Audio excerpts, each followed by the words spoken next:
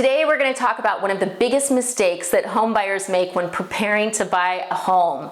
Okay, now before I tell you what that big mistake is, if you like the channel, hit like. If you hate it, hit hate. Drop a comment, let me know you're alive. If you haven't subscribed, please do.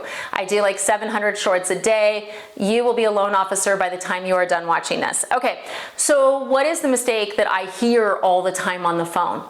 I hear, well, I thought I needed to open more credit in order to get a house. Okay, there's this weird myth that is persisting where you have to have different types of trade lines in order to qualify for a house. So what I mean by trade lines is, a credit card, a student loan, a car.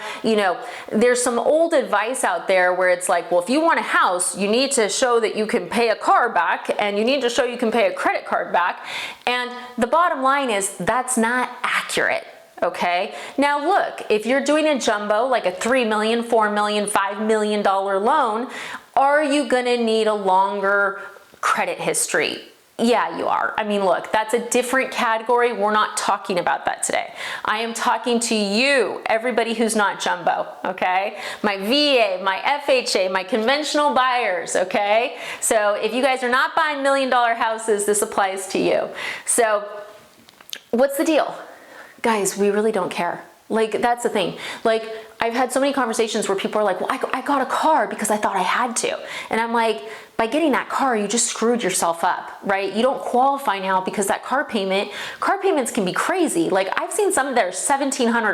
That is a mortgage. That's a nice house, right? So don't do that. If you're like, well, I only have student loans. Cool. Have you been paying them? Do you have a positive credit score? That is all I care about. As an example, my son, he's 19. He just turned 19 literally a week ago.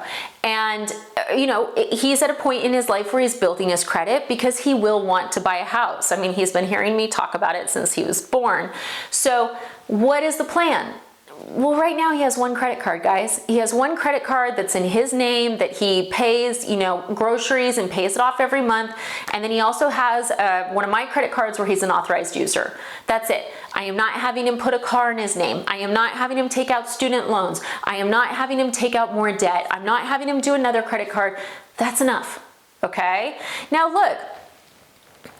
What people often think is like, oh, I have to show like I can do 4 or 5 credit cards. You really don't.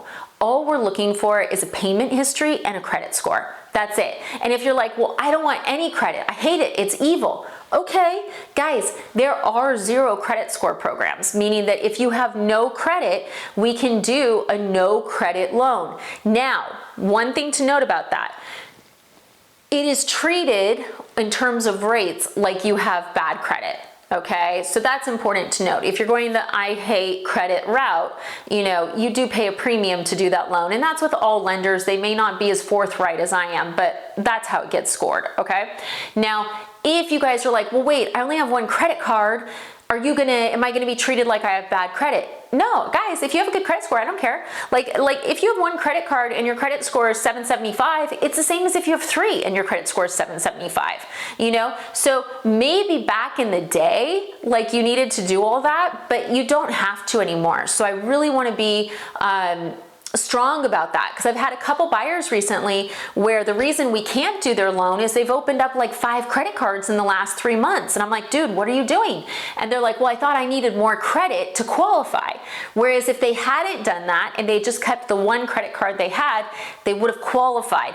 But all those new inquiries, all that new potential to rack up debt actually worked against them. Okay, so look, if you guys are thinking of buying a house and you're like, oh, I'm more confused than ever now, just get on the calendar. Sandy or Alyssa will talk to you about what what you have going on. We're always happy to make suggestions, but I just want to spread it from the rooftop. Tell your friends, guys, you do not have to get a car loan to buy a house. You don't have to take out a ton of debt to buy a house. You don't have to open up a bunch of credit cards to buy a house. If you have 2 credit cards and you pay them off and you're good with them, fantastic. If you have student loans that you're paying on and that's all you have, but your credit score is there, fantastic. So don't feel like you have to prove that you can take out more debt and handle it. Just focus on taking care of what you have and not racking up debt. okay? So I hope this has been helpful. As always, I am licensed in 48 states to do mortgages. I would love to help you guys get in your first house. Yeah, so feel free to reach out, get on the calendar. Sandy or Alyssa will walk you through everything. We have an app. Anything you guys need, just let me know, okay? Thanks for watching.